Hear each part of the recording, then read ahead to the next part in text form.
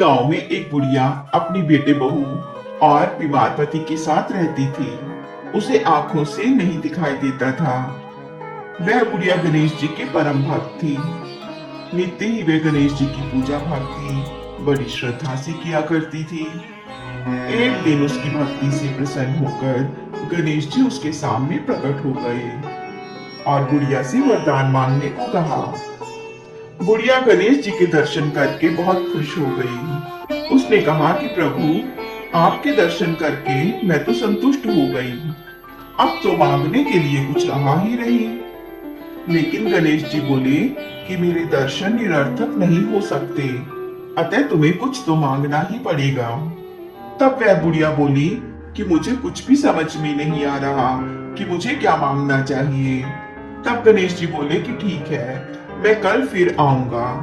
तब तक तुम सोच लेना कि तुम्हें क्या चाहिए।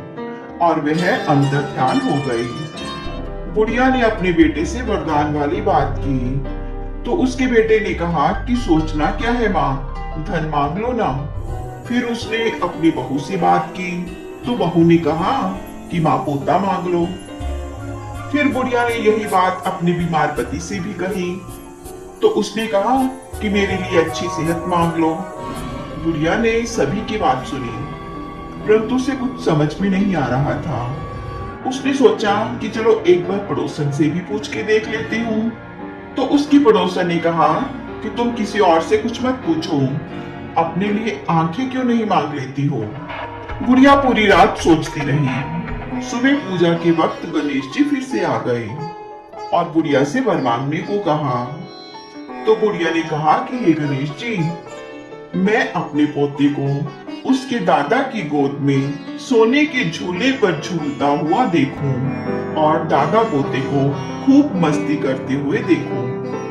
गणेश जी बुढ़िया की चतुराई से बहुत खुश हुए। बोले कि माई, तूने तो मुझे ठग ही लिया।